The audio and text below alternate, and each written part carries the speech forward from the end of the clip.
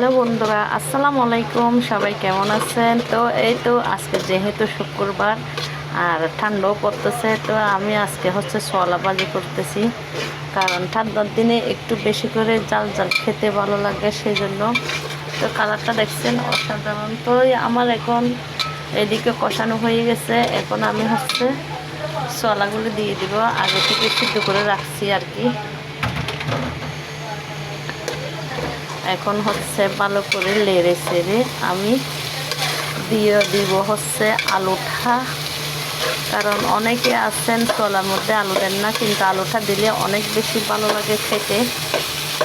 তো এই তো ছোলা ভাজি কমপ্লিট হয়ে যাচ্ছে। এখন আমি সিদ্ধ করা আলুটা দিয়ে দিব।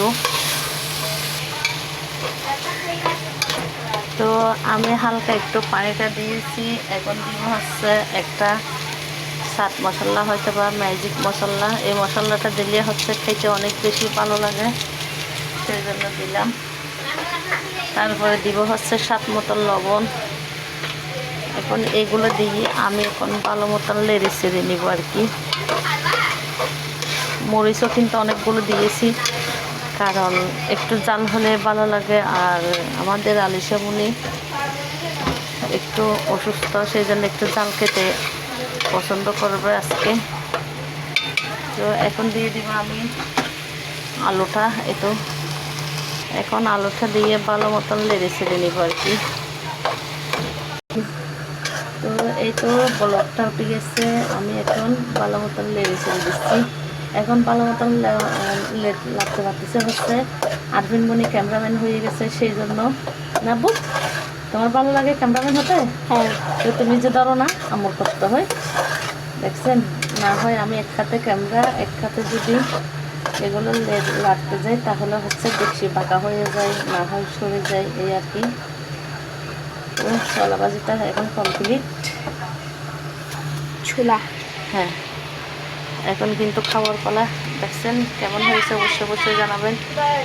দেখতে কিন্তু অনেক অনেক ভালো লাগতেছে। এখন আমরা মুড়ি দিয়ে খেতে যাব আর কি। কে কে খাবেন চলে আসেন। আসলে আমাদের ঘরের মধ্যে সবাই এই ছোলাটা পছন্দ করে। এইভাবে রান্নাটা করলে। আর ছোলা ভাজির মধ্যে তেলের পরিমাণটা একটু বেশি দিতে হয়। একটু তেল তেল ভাব না হলে ভালো লাগে না, সেই জন্য। আবার অনেকে বলবেন তেল বেশি হয়েছে। আসলে চাল নাস্তার মধ্যে এরকম মুড়ি দিয়ে খাবে, সেই জন্য এগুলোর মধ্যে একটু জাল জাল হলে ভালো লাগে আর কি।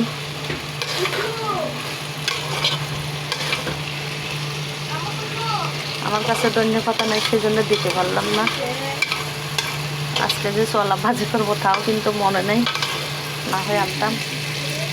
তো কেমন হয়েছে বন্ধুরা অবশ্যই অবশ্যই জানাবেন। সবাই ভালো থাকবেন। আল্লাহ হাফেজ।